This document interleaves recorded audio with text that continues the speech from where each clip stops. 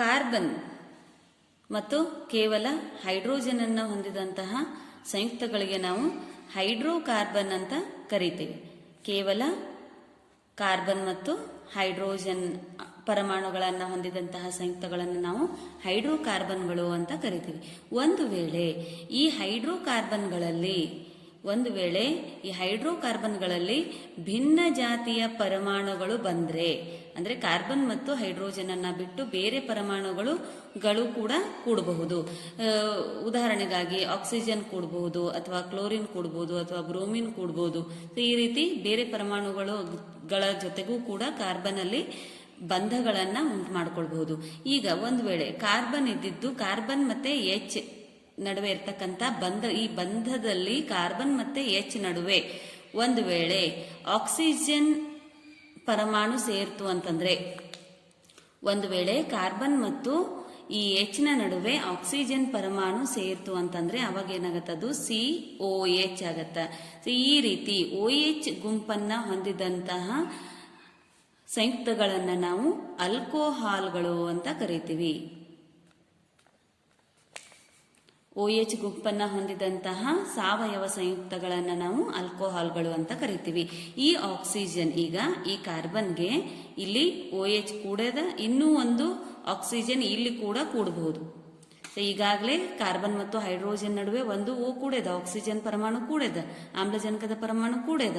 ಅದೇ ರೀತಿ ಇನ್ನೂ ಒಂದು ಆಕ್ಸಿಜನ್ ನ ಪರಮಾಣು ಈ ಸ್ಥಳದಲ್ಲಿಯೂ ಕೂಡ ಕೂಡಬಹುದು.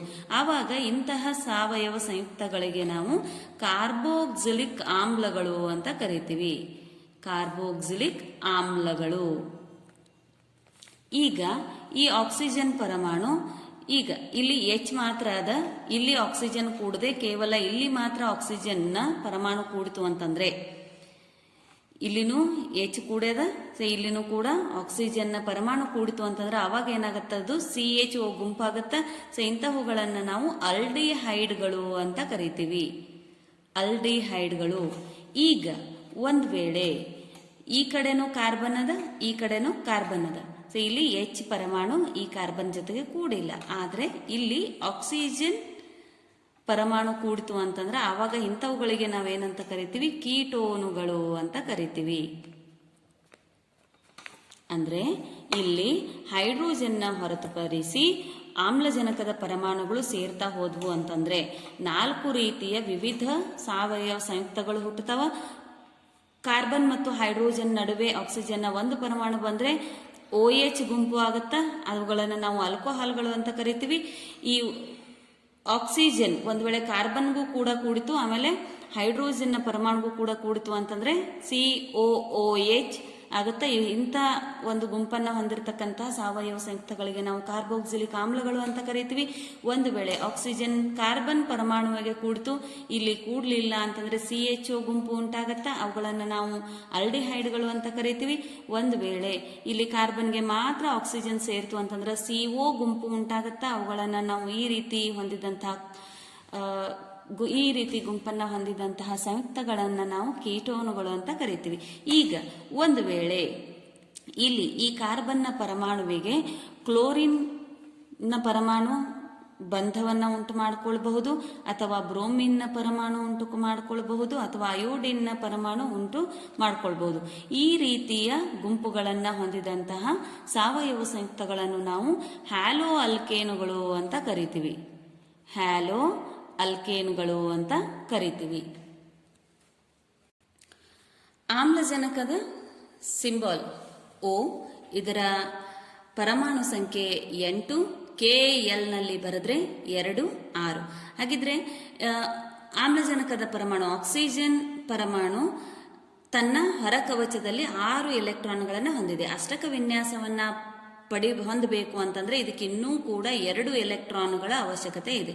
ಸೊ ಅದಕ್ಕೋಸ್ಕರ ಆಕ್ಸಿಜನ್ ಯಾವಾಗ್ಲೂ ಅದು 2 ಬಂಧಗಳನ್ನ ಉಂಟು ಮಾಡ್ಕೊಳ್ತದೆ. ಸೊ ಕಾರ್ಬನ್ ಜೊತೆಗೆ ನಾವು ಆಕ್ಸಿಜನ್ ಅನ್ನ ಬರಿಬೇಕಾದ್ರೆ 2 ಬಂಧಗಳನ್ನ ತೋರಿಸ್ಬೇಕು. ಅಥವಾ ಈ ಕಡೆ ಹೈಡ್ರೋಜನ್ ಬಂದು ಮಧ್ಯದಲ್ಲಿ ಆಕ್ಸಿಜನ್ ಬಂತು ಅಂತಂದ್ರೆ ಆಕ್ಸಿಜನ್ ಒಂದು ಬಂಧವನ್ನ ಹೈಡ್ರೋಜನ್ ನೊಂದಿಗೆ ಉಂಟು ಮಾಡ್ಕೊಳ್ತದೆ, ಒಂದು ಬಂಧವನ್ನ ಕಾರ್ಬನ್ ನೊಂದಿಗೆ ಉಂಟು ಮಾಡ್ಕೊಳ್ತದೆ. ಇವುಗಳನ್ನು ನಾನು ಕಾರ್ಬನ್ನ ಪರಮಾಣುಗಳಾಗಿ ತೆಗೆದುಕೊಳ್ತಾ ಇದ್ದೀನಿ, ಇವುಗಳನ್ನು ಹೈಡ್ರೋಜನ್ನ ಪರಮಾಣುಗಳಾಗಿ, ಇವುಗಳನ್ನು ಆಕ್ಸಿಜನ್ನ ಪರಮಾಣುಗಳಾಗಿ, ಮತ್ತೆ ಇವುಗಳನ್ನು ಬಂಧಗಳಾಗಿ ತೆಗೆದುಕೊಳ್ತಾ ಇದ್ದೀನಿ. ಇಲ್ಲಿ ನೀವು ನೋಡಬಹುದು, ಈ ಒಂದು ಸಂಯುಕ್ತದಲ್ಲಿ OH ಗ್ರೂಪ್ ಗುಂಪನ್ನು ನಾವಿಲ್ಲಿ ಕಾಣ್ತಾ ಇದ್ದೀವಿ. ಸೊ ಆಕ್ಸಿಜನ್ನ ಪರಮಾಣು ಸಿ ಮತ್ತು ಎಚ್ ನ ನಡುವೆ ಬಂದದ. OH ಗುಂಪು ಇರೋದ್ರಿಂದ ಇವುಗಳನ್ನು ನಾವು ಆಲ್ಕೋಹಾಲ್ಗಳು ಅಂತ ಕರೀತೀವಿ. ಇಲ್ಲಿ 3 ಕಾರ್ಬನ್ ಪರಮಾಣುಗಳು ಇರೋದ್ರಿಂದ ನಾವು ಪ್ರೋಪ್ ಅಂತ ಪದವನ್ನ ಬಳಸ್ತೀವಿ. ಆಮೇಲೆ ಎಲ್ಲ ಬಂಧಗಳು ಕೂಡ ಸಿಂಗಲ್ ಬಾಂಡ್ ಆಗಿರೋದ್ರಿಂದ, ಎಲ್ಲ ಬಂಧಗಳು ಸಿಂಗಲ್ ಬಾಂಡ್ ಆಗಿರೋದ್ರಿಂದ ನಾವು ಪ್ರೋಪೇನ್ ಅಂತ ಬಳಸ್ತೀವಿ. ಮುಂದೆ ಪ್ರೋಪೇನ್ ಅನ್ನ ಬರಿಬೇಕಾದ್ರೆ ಕೊನೆಗೆ ಇ ಅಂತ ಏನು ಬರುತ್ತಾ ಆ ಪದವನ್ನ ತೆಗೆದು, ಒಂದು ವೇಳೆ ಅಲ್ಲಿ OH ಗುಂಪು ಇತ್ತು ಅಂತಂದ್ರೆ ನಾವು ಆಲ್ ಅಂತಕ್ಕಂಥ ಪದವನ್ನ ಬಳಸ್ತೀವಿ. ಹಾಗಿದ್ರೆ ಈ ಸಂಯುಕ್ತವನ್ನ ಓದುವ ವಿಧಾನ: 3 ಕಾರ್ಬನ್ನ ಪರಮಾಣುಗಳು ಇದ್ದಿದ್ದಕ್ಕೆ ಪ್ರೋಪ್ ಅಂತ ಬಳಸ್ತೀವಿ, ಎಲ್ಲ ಸಿಂಗಲ್ ಬಾಂಡ್ಗಳು ಇದ್ದಿದ್ದಕ್ಕೆ ಏನ್ ಅಂತ ಬಳಸ್ತೀವಿ, ಕೊನೆಗೆ ಇ ಅನ್ನ ತೆಗೆದು OH ಗುಂಪು ಇದ್ದಿದ್ದಕ್ಕೆ ಆಲ್ ಅಂತ ಬಳಸ್ತೀವಿ. ಹಾಗಿದ್ರೆ ಈ ಒಂದು ಸಂಯುಕ್ತದ ಹೆಸರು ಪ್ರೊಪೆನಾಲ್.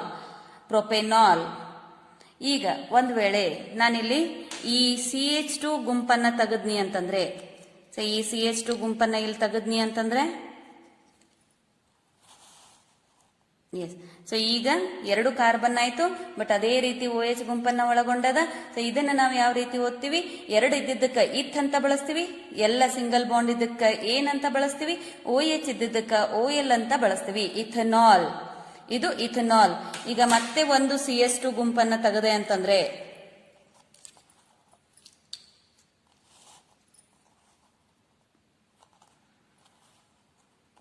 ನೀವು ನೋಡಬಹುದು ಇಲ್ಲಿ OH ಗುಂಪದ. ಸೊ ಇದು CH3OH. ಸೊ ಒಂದಿದ್ದಕ್ಕ ಮಿಥ್ ಅಂತ ಬಳಸ್ತೀವಿ, ಎಲ್ಲ ಸಿಂಗಲ್ ಬಾಂಡ್ ಇದ್ದಿದ್ದಕ್ಕೆ ಏನಂತ ಬಳಸ್ತೀವಿ, OH ಇದ್ದಿದ್ದಕ್ಕೆ ಆಲ್ ಅಂತ ಬಳಸ್ತೀವಿ. ಸೊ ಇದರ ಹೆಸರು ಮಿಥನಾಲ್. ಇದರ ಹೆಸರು ಇಥನಾಲ್. C2H5OH. ಇದರ ಹೆಸರು ಪ್ರೋಪೆನಾಲ್. C3H7OH. ಬರೀ CH2 ಗುಂಪಿನ ವ್ಯತ್ಯಾಸವನ್ನ ಹೊಂದಿದ್ದು, ಎಲ್ಲ ಸಂಯುಕ್ತಗಳು ಒಂದು ವೇಳೆ ಒಂದೇ ರೀತಿಯ ಗುಂಪನ್ನ ಹೊಂದಿದ್ರೆ, ಅಂದ್ರೆ ಇಲ್ಲಿ OH ಗುಂಪನ್ನ ಹೊಂದೇವ. ಸೊ ಈ ಗುಂಪನ್ನ ನಾವಿಲ್ಲಿ ಕ್ರಿಯಾ ಗುಂಪು ಅಂತ ಕರಿತೀವಿ. ಯಾಕಂತಂದ್ರೆ ಇಲ್ಲಿ ಕಾರ್ಬನ್ನ ಎಷ್ಟೇ ಉದ್ದದ ಸರಣಿ ಇದ್ರೂ ಕೂಡ ಒಂದು ವೇಳೆ ಈ ರೀತಿಯ ಸಾವಯವ ಸಂಯುಕ್ತಗಳು ರಾಸಾಯನಿಕ ಕ್ರಿಯೆಯಲ್ಲಿ ಪಾಲ್ಗೊಂಡ್ರೆ, ಈ ಒಂದು ರಾಸಾಯನಿಕ ಕ್ರಿಯೆಯಲ್ಲಿ ಮುಖ್ಯವಾಗಿ ಈ ಗುಂಪು OH ಗುಂಪು ಮಾತ್ರ ಪಾಲ್ಗೊಳ್ತದ, ಇದು ಪಾಲ್ಗೊಳ್ಳೋದಿಲ್ಲ. ಅದಕ್ಕೋಸ್ಕರ ಇದನ್ನ ನಾವೇನಂತ ಕರಿತೀವಿ, ಕ್ರಿಯಾ ಗುಂಪು ಅಂತ ಕರಿತೀವಿ.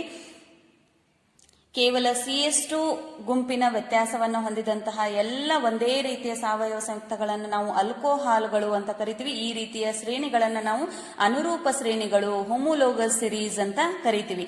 ಈ ಒಂದು ಆಲ್ಕೋಹಾಲ್ನಲ್ಲಿ ಪ್ರಥಮ ಸದಸ್ಯ CH3OH. ಮಿಥೈಲ್ ಆಲ್ಕೋಹಾಲ್ ಅಂತ ಕೂಡ ಕರಿತೀವಿ. ಇದನ್ನ ಮಿಥನಾಲ್ ಪ್ರಥಮ. ಈ ಒಂದು ಆಲ್ಕೋಹಾಲ್ ಸಮರೂಪ ಶ್ರೇಣಿಯಲ್ಲಿನ ಪ್ರಥಮ ಸದಸ್ಯ ಮಿಥನಾಲ್, ಎರಡನೇ ಸದಸ್ಯ ಇಥನಾಲ್, ಮೂರನೇ ಸದಸ್ಯ ಪ್ರೊಪೆನಾಲ್. ಸೊ ಬ್ಯೂಟನಾಲ್, ಪೆಂಟನಾಲ್, ಹೆಕ್ಸನಾಲ್, ಈ ರೀತಿ ಸರಣಿ ಸಾಗುತ್ತೆ. ಈ ಒಂದು ಸಂಯುಕ್ತದಲ್ಲಿ ಕ್ರಿಯಾ ಗುಂಪು COOH. ನೀವು ಇಲ್ಲಿ ನೋಡು ಬಂಧಗಳನ್ನ ಉಂಟು ಮಾಡ್ತದ. ಕಾರ್ಬನ್ ನೊಂದಿಗೆ ಇಲ್ಲಿ 2 ಈ ಒಂದು ಆಕ್ಸಿಜನ್ ಪರಮಾಣು ಒಂದು ಕಾರ್ಬನ್ ನೊಂದಿಗೆ ಇನ್ನೊಂದು ಆಕ್ಸಿಜನ್ ನೊಂದಿಗೆ ಬಂಧವನ್ನ ಉಂಟು ಮಾಡಿಕೊಂಡದ. ಅಂದ್ರೆ ಪ್ರತಿ ಆಮ್ಲಜನಕದ ಪರಮಾಣು 2 ಬಂಧಗಳನ್ನ ಉಂಟು ಮಾಡುವಂತಹ ಸಾಮರ್ಥ್ಯವನ್ನ ಹೊಂದಿದೆ. ಈ ಒಂದು ಸಂಯುಕ್ತ 3 ಕಾರ್ಬನ್ ಪರಮಾಣುಗಳನ್ನ ಹೊಂದಿದ. ಅದಕ್ಕೋಸ್ಕರ ನಾವು ಪ್ರೋಪ್ ಅಂತಕ್ಕಂಥ ಪದವನ್ನ ಬಳಸ್ತೀವಿ. ಪ್ರೋಪ್ ಎಲ್ಲ ಕಾರ್ಬನ್ ಪರಮಾಣುವಿನ ನಡುವೆ ಎಲ್ಲ ಸಿಂಗಲ್ ಬಂಧಗಳು, ಏಕ ಬಂಧಗಳು ಇರೋದ್ರಿಂದ ಏನಂತ ಬಳಸ್ತೀವಿ. ಕೊನೆಯ ಇ ಅನ್ನ ತೆಗೆದು ಈ ಒಂದು ಕ್ರಿಯಾ ಗುಂಪು ಇದ್ದಿದ್ದಕ್ಕ, COOH ಗುಂಪು ಇದ್ದಿದ್ದಕ್ಕ ಆಯಿಕ್ ಆಸಿಡ್ ಅಥವಾ ಆಯಿಕ್ ಆಮ್ಲ ಅಂತ ಸೇರಿಸ್ತೀವಿ. ಹಾಗಿದ್ರೆ ಇದರ ಹೆಸರು ಪ್ರೊಪೆನಾಯಿಕ್ ಆಸಿಡ್, ಪ್ರೊಪೆನಾಯಿಕ್ ಆಮ್ಲ. ಇದು ಪ್ರೊಪೆನಾಯಿಕ್ ಆಮ್ಲ. ಇಲ್ಲಿ ಕ್ರಿಯಾ ಗುಂಪಿನಲ್ಲಿ ಇದ್ದಂತಹ ನಾವು ಈ ಒಂದು ಸಾವಯವ ಸಂಯುಕ್ತಗಳಿಗೆ ಹೆಸರನ್ನ ಸೂಚಿಸುವಾಗ ಕ್ರಿಯಾಕಾರಿ ಗುಂಪಿನಲ್ಲಿ ಇದ್ದಂತಹ ಕಾರ್ಬನ್ ಪರಮಾಣುವನ್ನು ಕೂಡ ಗಣನೆಗೆ ತೆಗೆದುಕೊಳ್ಳಬೇಕು. ಎಣಿಸುವಾಗ ಈ ಕಾರ್ಬನ್ ಪರಮಾಣುವನ್ನು ಕೂಡ ಎಣಿಸಬೇಕು. 1 2 3 ಇದನ್ನು ಕೂಡ ಎಣಿಸಿ ಪ್ರೋಪೇನ್ ಅಂತ ತಗೊಳ್ತೀವಿ. ಆಮೇಲೆ ಪ್ರೋಪ್ ಅಂತ ತಗೊಳ್ತೀವಿ. ಸಿಂಗಲ್ ಬಂಧ ಇದ್ದಿದ್ದಕ್ಕೆ ಏಕಬಂಧ ಇದ್ದಿದ್ದಕ್ಕೆ ಏನಂತ ತಗೊಳ್ತೀವಿ, ಇದ್ದಿದ್ದಕ್ಕೆ ಆಯಿಕ್ ಆಸಿಡ್ ಅಂತ ತಗೊಳ್ತೀವಿ, ಪ್ರೊಪೆನಾಯಿಕ್ ಆಮ್ಲ. ಇದರಲ್ಲಿ ಇದ್ದಂತ CH2 ಅನ್ನು ನಾನು ತೆಗಿತೀನಿ.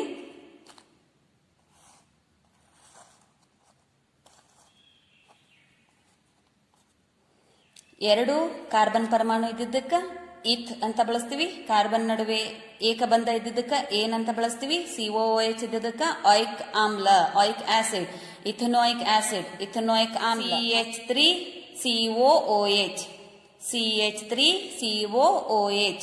ಇದು ಅಸಿಟಿಕ್ ಆಸಿಡ್ ಅಂತ ಕೂಡ ಕರಿತೀವಿ. ಇನ್ನೂ ಒಂದು CH2 ಗುಂಪನ್ನ ತೆಗೆದ್ರೆ ಇಲ್ಲಿ H ಬರುತ್ತೆ. H ಇಲ್ಲಿನೂ ಕೂಡ ಒಂದು ಕಾರ್ಬನ್ನ ಪರಮಾಣು ಅದ. ಇದನ್ನ ನಾವು ಒಂದಿದ್ದಕ್ಕೆ ಮಿಥ್ ಅಂತ ಬಳಸ್ತೀವಿ. ಏಕಬಂಧ ಇದ್ದಿದ್ದಕ್ಕೆ ಏನಂತ ಬಳಸ್ತೀವಿ, COOH ಗುಂಪು ಇದ್ದಿದ್ದಕ್ಕೆ ಆಯಿಕ್ ಆಸಿಡ್ ಅಂತ ಬಳಸ್ತೀವಿ. ಇದು ಮಿಥನೋಯಿಕ್ ಆಸಿಡ್, ಮಿಥನೋಯಿಕ್ ಆಮ್ಲ. ಇದು ಕಾರ್ಬಾಕ್ಸಿಲಿಕ್ ಆಸಿಡ್ ಗಳಲ್ಲಿ ಪ್ರಥಮ ಸದಸ್ಯ HCOOH. ಇದು ಪ್ರಥಮ ಸದಸ್ಯ HCOOH. ಎರಡನೇದು CH3COOH. ಮೂರನೇದು CH3CH2COOH. ಇದು ಮಿಥನೋಯಿಕ್ ಆಸಿಡ್, ಇಥನೋಯಿಕ್ ಆಸಿಡ್, ಪ್ರೊಪೆನಾಯಿಕ್ ಆಸಿಡ್. ನಂತರದಲ್ಲಿ ಬ್ಯುಟನೋಯಿಕ್ ಆಸಿಡ್, ಪೆಂಟನೋಯಿಕ್ ಆಸಿಡ್, ಹೆಕ್ಸನೋಯಿಕ್ ಆಸಿಡ್. ಇದೇ ರೀತಿ ಶ್ರೇಣಿ ಸಾಗುತ್ತಾ ಹೋಗುತ್ತೆ.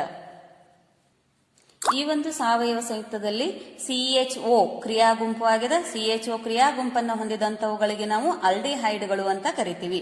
3 ಕಾರ್ಬನ್ನ ಪರಮಾಣುಗಳು ಇದ್ದಿದ್ದಕ್ಕೆ ಪ್ರೋಪ್ ಅಂತ ಬಳಸ್ತೀವಿ. ಏಕಬಂಧ ಇದ್ದಿದ್ದಕ್ಕೆ ಏನಂತ ಬಳಸ್ತೀವಿ. ಇಲ್ಲಿ CHO ಗುಂಪು ಇದ್ದಿದ್ದಕ್ಕೆ ಆಲ್ ಅಂತ ಬಳಸ್ತೀವಿ, ಆಲ್ ಅಂತ ಬಳಸ್ತೀವಿ. ಇದು ಪ್ರೋಪೆನಾಲ್. ಒಂದು CH2 ಗುಂಪನ್ನ ತೆಗೆದ್ರೆ ಬಂಧ ಇದ್ದಿದ್ದಕ್ಕೆ ಏನಂತ ಬಳಸ್ತೀವಿ, CHO ಇದ್ದಿದ್ದಕ್ಕೆ ನ್ಯಾಲ್ ಅಂತ ಬಳಸ್ತೀವಿ. ಇದು ಇಥನಾಲ್. ಈಗ ಮತ್ತೆ CH2 ಗುಂಪನ್ನ ತೆಗೆದ್ವಿ ಅಂತಂದ್ರೆ ಈಗ ಇದು HCHO. ಒಂದು ಕಾರ್ಬನ್ನ ಪರಮಾಣು ಅದ, ಮಿಥ್ ಅಂತ ಬಳಸ್ತೀವಿ. CHO ಇದ್ದಿದ್ದಕ್ಕೆ ಏಕಬಂಧ ಇದ್ದಿದ್ದಕ್ಕೆ ಏನಂತ ಬಳಸ್ತೀವಿ, ಈ ಅನ್ನ ತೆಗೆದು CHO ಇದ್ದಿದ್ದಕ್ಕೆ AL ಅಂತ ಕೂಡಿಸ್ತೀವಿ. ಇದು ಮಿಥನಾಲ್. ಆಲ್ಡಿಹೈಡ್ಗಳಲ್ಲಿ ಪ್ರಥಮ ಸದಸ್ಯ HCHO, ಮಿಥನಾಲ್. ಇದು ಪ್ರಥಮ ಸದಸ್ಯ. ಎರಡನೇದು CH3CHO, ಮೂರನೇದು CH3CH2CHO.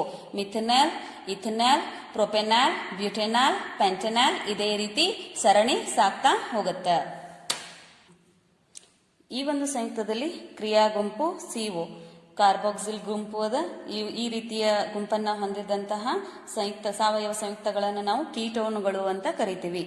3 ಕಾರ್ಬನ್ನ ಪರಮಾಣು, ಪ್ರೋಪ್ ಬಳಸ್ತೀವಿ. ಕಾರ್ಬನ್ ನಡುವೆ ಏಕಬಂಧ ಅದ, ಏನಂತ ಬಳಸ್ತೀವಿ. ಈ ರೀತಿ CO ಗುಂಪು ಇತ್ತು ಅಂತಂದ್ರೆ ನಾವು ಓನ್ ಅನ್ನೋ ಪದವನ್ನ ಬಳಸ್ತೀವಿ. ಈ ಒಂದು ಸಂಯುಕ್ತದ ಹೆಸರು ಪ್ರೊಪೆನೋನ್. ಒಂದು ವೇಳೆ ನಾನು ಈ CH2 ಗುಂಪನ್ನ ತೆಗೆದ್ರೆ ಇಲ್ಲಿ ನೀವು ನೋಡಬಹುದು ಆ ಕ್ರಿಯಾಕಾರಿ ಗುಂಪದ ಪಕ್ಕ H ಬಂದು ಸೇರ್ಕೊಳ್ತದೆ. ಇದು ಮತ್ತೆ ಏನಾಗತ್ತ, CHO ಆಗುತ್ತೆ. CHO ಆಯ್ತು ಅಂತಂದ್ರೆ ಇದನ್ನ ನಾವು ಆಲ್ಡಿಹೈಡ್ಗಳು ಅಂತ ಕರಿತೀವಿ. ಇನ್ನೂ ಒಂದು CH2 ಗುಂಪನ್ನ ತೆಗೆದಾಗ್ಲೂ ಕೂಡ ಅಲ್ಲೇ ಇಲ್ಲಿನೂ ಕೂಡ ಏನಾಗತ್ತ, CHO ಗುಂಪನ್ನ ಕೂಡ್ತದೆ. ಇವುಗಳನ್ನ ನಾವು ಆಲ್ಡಿಹೈಡ್ಗಳು ಅಂತ ಕರಿತೀವಿ. ಅದಕ್ಕೋಸ್ಕರನೇ ಕೀಟೋನುಗಳ ಅನುರೂಪ ಶ್ರೇಣಿಗಳಲ್ಲಿ ಪ್ರಥಮ ಸದಸ್ಯ ಪ್ರೊಪೆನೋನ್ ಇಂದನೇ ಇದು CO ಗುಂಪು ಕೂಡ್ಕೊಳ್ತಾ ಹೋಗ್ತದೆ. ನೆಕ್ಸ್ಟ್ ಎರಡನೇ ಸದಸ್ಯ ಬ್ಯೂಟನೋನ್, ಪೆಂಟನೋನ್, ಹೆಕ್ಸನೋನ್. ಈ ರೀತಿ ಅನುರೂಪ ಶ್ರೇಣಿ ಸಾಗ್ತಾ ಹೋಗುತ್ತೆ. ಈ ಒಂದು ಸಾವಯವ ಸಂಯುಕ್ತದ ಅನುಸೂತ್ರ CH3COCH3. ನಾವಿದನ್ನ ಅಸಿಟೋನ್ ಅಂತ ಕೂಡ ಕರಿತೀವಿ. ಕ್ಲೋರಿನ್, ಬ್ರೋಮಿನ್, ಅಯೋಡಿನ್, ಫ್ಲೋರಿನ್ ಇವುಗಳನ್ನು ನಾವು ಹ್ಯಾಲೋಜನ್ ಅಂತ ಕರಿತೀವಿ. ಒಂದು ವೇಳೆ ಒಂದು ಹೈಡ್ರೋಜನ್ ಪರಮಾಣುವಿನ ಬದಲಿ ಅಲ್ಲಿ ಆ ಸ್ಥಳದಲ್ಲಿ ಕ್ಲೋರಿನ್ ಅಥವಾ ಬ್ರೋಮಿನ್ ಅಥವಾ ಅಯೋಡಿನ್ ಅಥವಾ ಫ್ಲೋರಿನ್ ಬಂದ್ವು ಅಂತಂದ್ರೆ ಅಂತಹ ಸಾವಯವ ಸಂಯುಕ್ತಗಳಿಗೆ ನಾವು ಹ್ಯಾಲೋ ಅಲ್ಕೇನುಗಳು ಅಂತ ಕರಿತೀವಿ.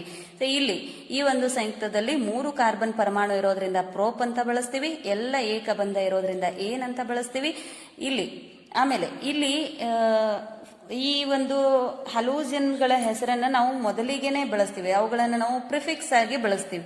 ಸೊ ಪ್ರಿಫಿಕ್ಸ್ ಆಗಿ ಬಳಸ್ತೀವಿ ಅಂತಂದ್ರೆ ಈ ಸಾವಯವ ಸಂಯುಕ್ತದ ಹೆಸರೇನಾಗ್ತದೆ ಅಲ್ಲಿ ಕ್ಲೋರೋಪ್ರೋಪೇನ್, ಇದರ ಹೆಸರು ಕ್ಲೋರಿನ್ ಇರೋದ್ರಿಂದ ಕ್ಲೋರೋ, ಆಮೇಲೆ 3 ಕಾರ್ಬನ್ನ ಪರಮಾಣುಗಳಿರೋದ್ರಿಂದ ಪ್ರೋಪೇನ್, ಕ್ಲೋರೋಪ್ರೋಪೇನ್. ಒಂದು ವೇಳೆ ಈ ಸ್ಥಳದಲ್ಲಿ ಬ್ರೋಮಿನ್ ಇತ್ತು ಅಂತಂದ್ರೆ ನಾವು ಅದನ್ನ ಬ್ರೋಮೋಪ್ರೋಪೇನ್ ಅಂತ ಕರಿತೀವಿ. ಈಗ ನಾನು ಒಂದು CH2 ಗುಂಪನ್ನ ತೆಗಿತೀನಿ. ಒಂದು CH2 ಗುಂಪನ್ನ ತೆಗೆದಾಗ ಈಗ ಕಾರ್ಬನ್ನ ಪರಮಾಣುಗಳ ಸಂಖ್ಯೆ 2, ಇದಕ್ಕ ಈಥ ಅಂತ ಬಳಸ್ತೀವಿ, ಈಥೇನ್. ಸೊ ಇದು ಈಥೇನ್, ಇದು ಇಲ್ಲಿ ಬ್ರೋಮಿನ್ ಅದ. ಸೊ ಇದನ್ನ ಬ್ರೋಮೋ ಈಥೇನ್ ಅಂತ ಓದ್ತೀವಿ. ಅಣುಸೂತ್ರ C2H5Br, C2H5Br. ಇಲ್ಲಿ ಒಂದ್ ವೇಳೆ ಕ್ಲೋರಿನ್ ಇತ್ತು ಅಂತಂದ್ರೆ ಕ್ಲೋರೋ ಈಥೇನ್, C2H5Cl, ಅಥವಾ ಇದನ್ನೇ ನಾವು C2H5 ಅಂತಾನೂ ಕೂಡ ಬರಿಬಹುದು, CH3CH2Cl, CH3CH2Cl. ಈಗ ಮತ್ತೆ ಒಂದು CH2 ಅನ್ನ ತೆಗೆದೆ ಅಂತ ಇದು CH3Cl. ಇದನ್ನ ನಾವು ಕ್ಲೋರೋ ಮೀಥೇನ್ ಅಂತ ಓದ್ತೀವಿ. ಬ್ರೋಮಿನ್ ಇತ್ತು ಅಂತಂದ್ರೆ ಅದನ್ನ ನಾವು ಬ್ರೋಮೋ ಮೀಥೇನ್ ಅಂತ ಓದ್ತೀವಿ. ಸೊ ಇವುಗಳನ್ನ ನಾವು ಮಿಥೈಲ್ ಬ್ರೋಮೈಡ್, ಮಿಥೈಲ್ ಕ್ಲೋರೈಡ್, ಇವು ಕಾಮನ್ ನೇಮ್ಗಳದು. ಇವು ಈ ರೀತಿನೂ ಕೂಡ ಓದ್ಬಹುದು. ಸೊ ಇದು ಪ್ರಥಮ ಸದಸ್ಯ CH3Br, CH3Cl. ಸೊ ನಂತರದಲ್ಲಿ CH3CH2Cl, CH3CH2CH2Cl. ಸೊ ನಾವಿಲ್ಲೆಲ್ಲ ನೋಡ್ತಾ ಇದ್ವಿ, ಪ್ರತಿಯೊಂದರಲ್ಲಿನೂ ಒಂದು CH2 ವ್ಯತ್ಯಾಸ ಅದ. ಸೊ ಈ ರೀತಿ ಒಂದು CH2 ವ್ಯತ್ಯಾಸ ಇದ್ದು ಒಂದೇ ರೀತಿಯ ಗುಣಗಳನ್ನ, ರಾಸಾಯನಿಕ ಗುಣಲಕ್ಷಣಗಳನ್ನ ಹೊಂದಿದ್ರೆ ಅವುಗಳನ್ನೇ ನಾವು ಹೋಮೋಲೋಗಸ್ ಸಿರೀಸ್, ಅನುರೂಪ ಶ್ರೇಣಿಗಳು ಅಂತ ಕರಿತೀವಿ.